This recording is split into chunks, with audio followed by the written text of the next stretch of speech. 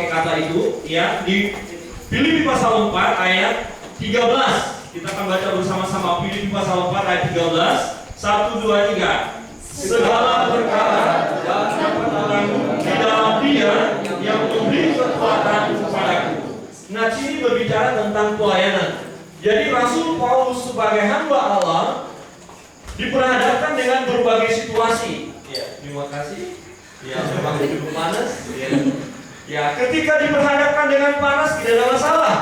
Amin. Ketika ada kipas angin, oh puji Tuhan. Ketika AC juga nanti hidup, puji Tuhan. Ya, haleluya. Amin. Ini konteksnya dalam pelayanan. Ya, jadi apapun kondisi yang ada, Rasul Paulus berkata, aku bisa hadapi. Bukan berarti tidak ada masalah. Dia menghadapi banyak persoalan. Nah, prinsip bisa kita temukan. Ya, mungkin kita berkata, oh saya kan bukan pelayan Tuhan, saya bukan hamba Tuhan full time, saya orang Kristen biasa, saya pemuda-pemudi biasa. Ya, saya orang Kristen yang tidak terlalu aktif, atau mungkin bukan panggilan saya melayani secara full time. Tetapi prinsip kita akan temukan bahwa ketika kita diperhadapkan dengan situasi-situasi sulit, ya kita akan mampu bertahan, kita akan tangguh, kita tidak akan mudah menyerah sebagai anak-anak Tuhan. Ironis sekali, ada baru kemarin ya. Kemarin ada seorang bapak datang ke kantor, kita sharing, dan ada seorang pemudi di gerejanya. Saya agak ini juga mendengarkan berita itu. Seorang pemudi tiba-tiba pekerjaannya berhenti, ya. Jadi dihentikan dari pekerjaan. Pemudi ini dia merantau, dia kos, kemudian dia tidak bisa bayar kos. Ya, dia pendiam. Kemudian akhirnya dia tidak bisa makan lagi. Sampai beberapa hari kemarin nggak ada yang tahu. Nah, akhirnya mulai depresi tingkat tinggi dan kacau.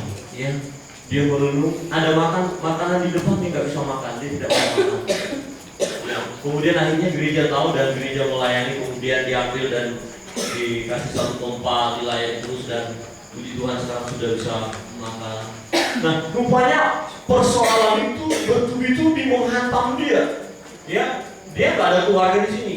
Dia merantau dari Jakarta.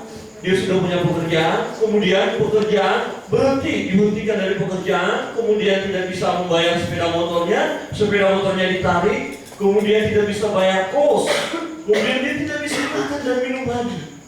Dan dia berdiam diri, tidak berbicara kepada yang lain, sampai akhirnya titik memprihatinkan sekali. Ya, beberapa hari dia tidak makan dan rupanya depresi total, sehingga dia pandangannya ke depan tapi nggak jelas kemana. Yang bersyukur ditemukan dan segera dilayani oleh gereja. Jadinya dibiayai makan dan semuanya dirawat ya.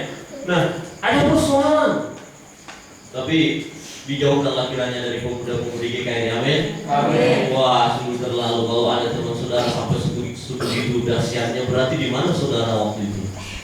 Berarti egois banget ya. Tapi tampaknya di wajah-wajah pemuda ini nggak ada kayak gitu ya. Semua wajah-wajah berkorban saya lihat. Amin. Kalau temannya habis ibadah nggak ada yang nganter, pasti siap mengantar. Haleluya.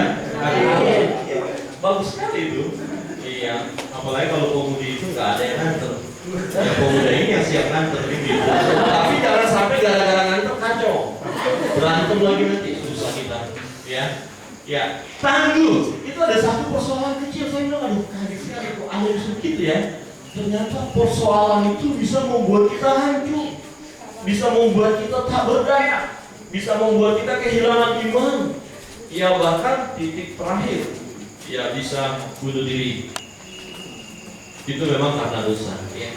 Nah, Rasul Paulus di dalam pelayanan dia berhadapan dengan berbagai situasi. Ya, dia dilempar, dirajam, dianiaya, dicaci maki.